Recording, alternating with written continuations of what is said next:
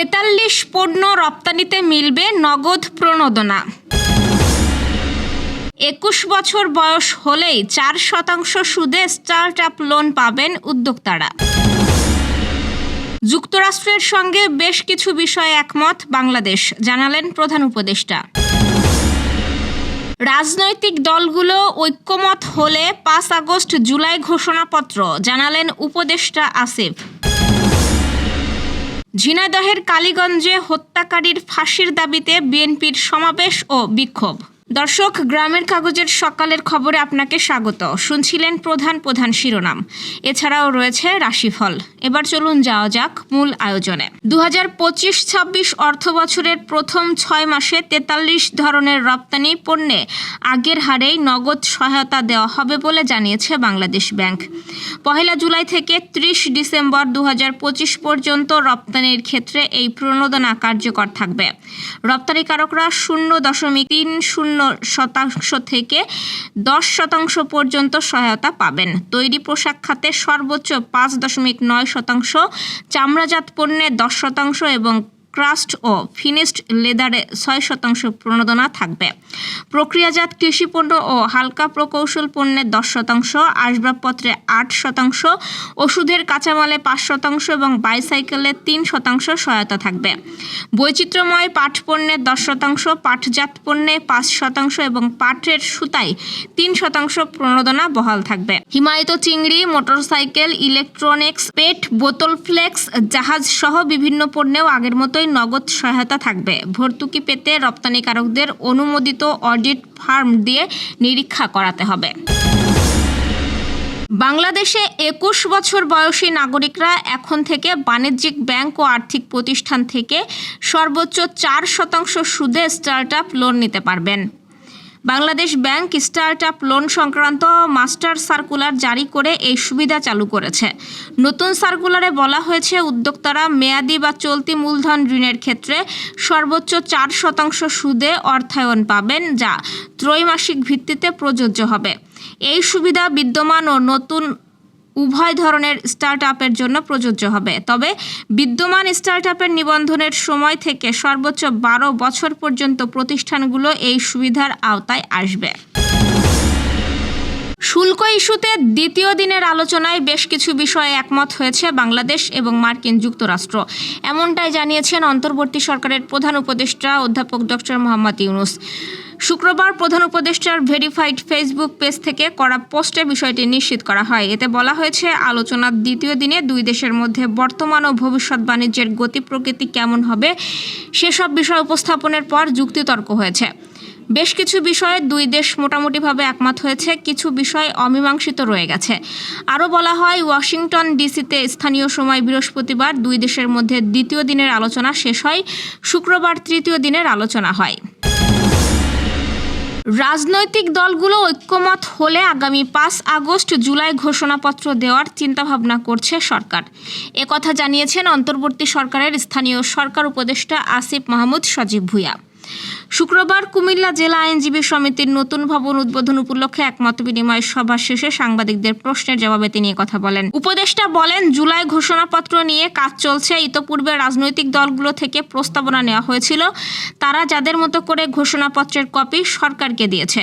এখন আবারও কার্যক্রম চলমান। সরকারের পক্ষ থেকে চেষ্টা হচ্ছে যেন আগামী 5 আগস্ট ঘোষণাপত্র দেওয়া যায়। তবে সেজন্য রাজনৈতিক দলগুলো ঐক্যমত্যে আসা প্রয়োজন। আশা করি রাজনৈতিক ঐক্যমত্য শেষে 5 আগস্ট জুলাই ঘোষণাপত্র পাঠ করা সম্ভব হবে। জুলাই গণ অভ্যুত্থানের নিহত ও ঝিনাইদহের কালীগঞ্জে প্রতিপক্ষের হামলায় 2 বিএনপি নেতার হত্যাকারীদের ফাঁসির দাবিতে বিক্ষোভ ও সমাবেশ হয়েছে। শুক্রবার বিকেলে কালীগঞ্জ উপজেলার ভূষণ স্কুল মাঠে এই প্রতিবাদের আয়োজন করে উপজেলা বিএনপি।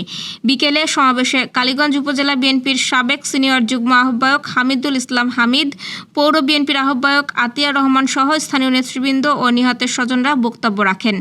বক্তারা বলেন, জুলাই গণ অভ্যুত্থান ও সম্প্রতি ঝিনাইদহের কালীগঞ্জে প্রতিপক্ষের হামলায় নিহত 2 বিএনপি নেতার হত্যাকারীদের বিচারের দাবি তারা জোরভাবে জানাচ্ছেন।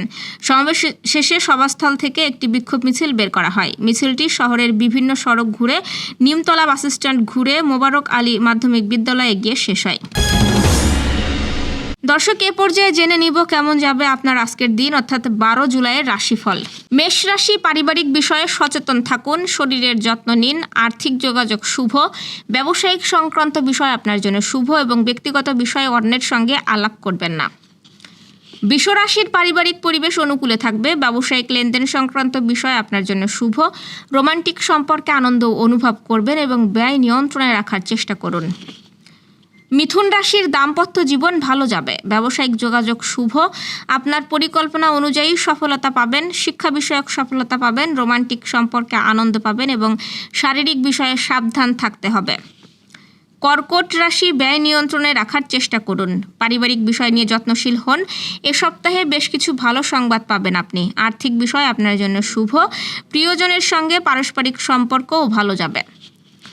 সিংহ রাশি, রাগ নিয়ন্ত্রণে রাখার চেষ্টা করুন, কর্মপরিবেশ অনুকূলে থাকবে, ব্যবসায়িক কার্যক্রম বাড়বে, ভ্রমণে সতর্ক থাকা প্রয়োজন এবং বিদেশ সংক্রান্ত বিষয় আপনার জন্য শুভ।